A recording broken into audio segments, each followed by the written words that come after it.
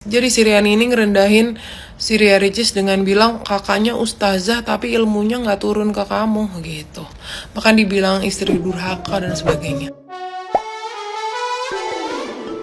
Hola netizen yang tercinta. Setelah Ria Ricis dan Teuku Ryan bercerai, dokumen perceraian Ria Ricis dan Rian yang diunggah situs resmi Mahkamah Agung beredar di media sosial. Sebagai informasi, dokumen perceraian Ria Ricis dan Teuku Ryan dipublikasikan situs Mahkamah Agung serta dapat diakses publik. Salah satu poin yang banyak dibicarakan publik dalam dokumen itu adalah Ria Ricis mengklaim pernah didiamkan Teuku Ryan selama seminggu karena alasan tidak punya uang. Namun setelah ditransfer 500 juta rupiah oleh Ria Ricis dari pihak ketiga, Rian disebut berubah sikap menjadi baik. Sebagai kuasa hukum Rian, Deddy Armidi membenarkan memang ada transferan sebesar 500 juta rupiah dari kakak Ria Ricis, Cindy Putri. Deddy mengatakan saat itu Rian mengira uang itu diberikan Cindy untuk bayarannya setelah bekerja sama dengannya. Deddy mengatakan Rian tidak tahu jika uang tersebut ternyata dari Ria Ricis. Deddy mengatakan jika dari awal tahu uang tersebut ternyata dari Ria Ricis, Rian mungkin tidak akan menerimanya. Deddy menegaskan bahwa kliennya tidak mengandalkan Ria Ricis dalam hal nafkah. Deddy mengatakan Rian rutin memberi nafkah kepada Ria Ricis, membayar angsuran rumah dan membiayai rumah sakit anak mereka Moana. Nah, gimana nih menurut netizen yang terhormat? Silahkan berkomentar ya. Kalau kalian udah baca semuanya, kalian akan bisa menarik satu benang merah. Inti dari permasalahan itu semua berasal dari mertua yang ikut campur berlebihan. And let me tell you something, sehebat apapun badai pernikahan yang berasal dari keluarga suami, seperti orang tua yang terlalu banyak ikut campur, atau ipar, atau saudara, atau bude, pak de, tante yang terlalu banyak berkomentar ya, selama si suaminya atau si laki-laki ini bisa berlaku bijak, lebih memprioritaskan istri, lebih memperdulikan istri, ini pernikahan nggak akan pernah hancur, apalagi bercerai. Trust me. Lu kok gitu sih? Itu kan ibu aku yang ngelahirin aku, itu kan tante, kakak, adik aku, keluarga aku dari kecil. Ya iya, keluarga kamu. Tapi kamu harus tahu, kamu kan bukan lagi anak-anak, kamu kan sudah laki-laki dewasa yang bukan lagi pacaran, tapi kan udah menikah kan. Kamu sudah membentuk keluarga kamu sendiri, kamu sudah meminta anak orang lain yang dibesarkan dengan kasih sayang, kamu minta. Kamu jadikan istri kamu janji di hadapan hukum dan di hadapan Tuhan, kamu berjanji akan mengayomi, melindungi kan. Ya berarti kamu harus tahu batasan-batasan yang boleh dan tidak boleh keluargamu, seperti tante, kakak, adikmu, atau ibu atau bapakmu lakukan ke istrimu. Kamu harus paham itu harusnya. Dan kalian semua para orang tua yang terlebih anaknya laki-laki, by the way anakku juga laki-laki, jadi aku, kamu, dan kita semua sebagai orang tua harus paham dan peka. Ketika nantinya anak laki-laki kita menikah, kita harus paham bersikap seperti apa, kira-kira kata-kata kita ini menyakiti mantu kita atau tidak. Dan kita harus percaya terhadap anak laki-laki kita bahwa dia bisa memimpin keluarganya. Lebih baik kita memberikan pesan, kalau butuh bantuan bisa bilang ke mama, ke bunda, ke ibu ya. Jadi jangan sungkan-sungkan minta tolong. Tapi kalau kamu nggak berkenan untuk bunda dan ayah bantu, ibu dan bapak bantu, mama dan papa bantu, ya udah, mama papa tidak akan membantu atau ngerecokin rumah tangga kalian. Tapi percaya kalian bisa. Tapi ingat, lagi-lagi kalau kalian butuh bantuan jangan lari kemana-mana, larilah ke kami sebagai orang tua. Oke? Dalam sebuah rumah tangga ada 5 pilar yang harus dilakukan. 1, masyarah bil ma'ruf, yaitu memperlakukan pasangan itu dengan baik. 2, yaitu musyawarah. 3, antarodin. 4, mitsaqon golidon. 5, zawaj. Nah, dari sini kita bisa melihat bahwa pasangan itu tidak memperlakukan kita dengan baik, memprioritaskan ibunya, dan juga hal-hal yang sebetulnya tuh sepele tapi dibesar-besarkan.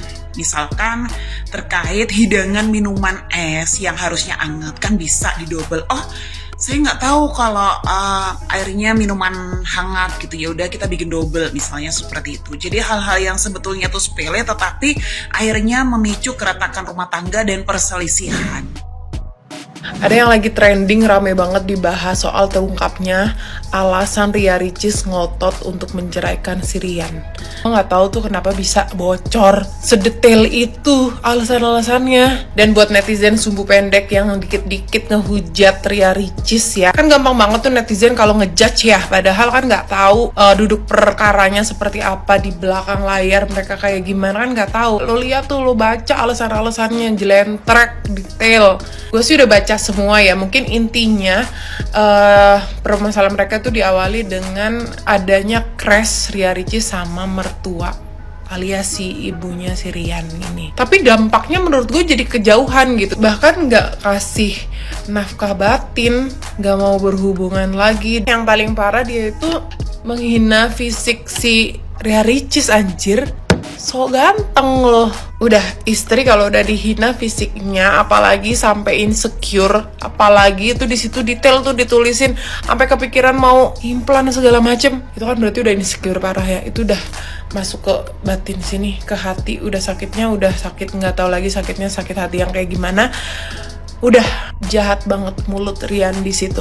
Ya, pas hamil abis itu melahirkan tambah jarang lagi, katanya sampai setahunan nggak disentuh sama sekali. Padahal mau kondo juga ya kan, jadi dia udah ngediemin si Ria Ricis. Abis itu si Ria Ricis ngasih transfer 500 juta, abis itu dia baik lagi. Enak, punya istri kaya enak.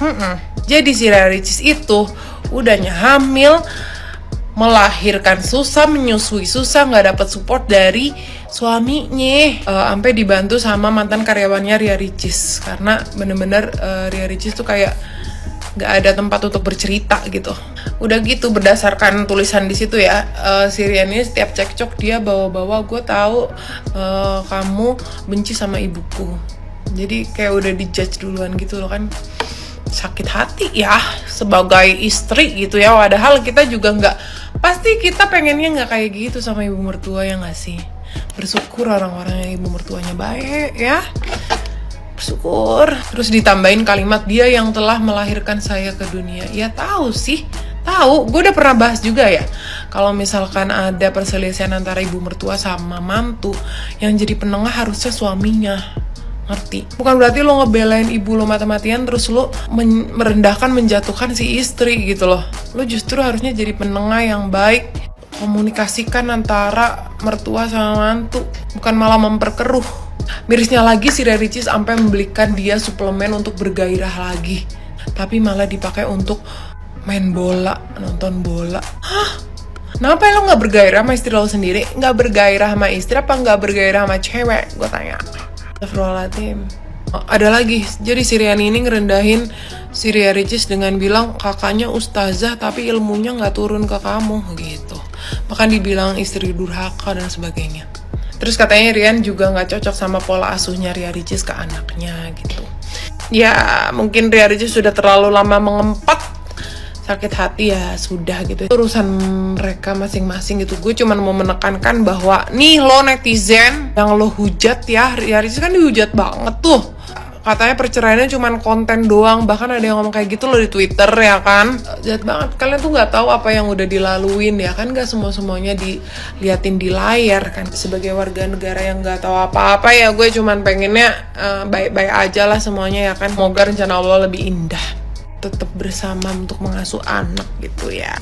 Enak banget jadi Rian udah terkenal, udah bisa cari duit, udah kemana-mana cuma disuruh bayar 10 juta lagi per bulan ya kan.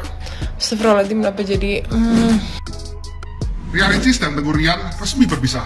Berdasarkan dokumen pengadilan, semasa anaknya dalam kandungan, rumah tangga mereka sudah mulai tidak harmonis, di mana Ria Ricis merasa bahwa dirinya sudah tidak punya kecocokan dengan suaminya.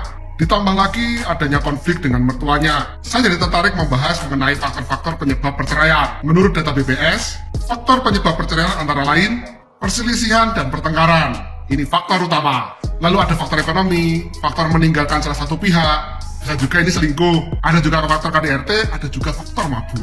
Saat seseorang mempunyai masalah dalam keluarganya, banyak yang berkonsultasi dengan psikolog atau praktisi kesehatan mental lainnya. Tentu saja setelah sesi konsultasi selesai, akan diberikan saran mengenai langkah-langkah apa yang perlu dilakukan. Tapi sebenarnya ada banyak kasus yang mempunyai solusi pada diri mereka sendiri. Ini karena yang mengalami langsung adalah mereka sendiri. Dan juga sebenarnya setiap orang mempunyai sisi bijaksananya sendiri. Dan sisi bijaksana ini dapat mencari solusi dengan keadaan yang ada. Itu kenapa dalam sesi hipnoterapi, saya sering memanggil sisi bijaksana mereka dan melakukan dialog untuk mencari solusi. Di situ bisa digali akar masalahnya. Bisa jadi masalahnya ada pada diri mereka sendiri, pasangannya, bahkan faktor eksternal atau lingkungan mereka. Tentu saja pilihan untuk bertahan atau berpisah dikembalikan lagi pada klien. Ingat, ini pilihan, bukan paksaan, yaitu memilih untuk berpisah atau memilih untuk melanjutkan hubungan. Keduanya dilakukan dengan enjoy saja, sehingga tidak ada tekanan batin saat melakukannya. Bagi Anda yang memiliki permasalahan keluarga, coba berpikir dari sudut pandang yang lain sebelum mengambil keputusan. Saya, Kali Hipnoterapis, terima kasih.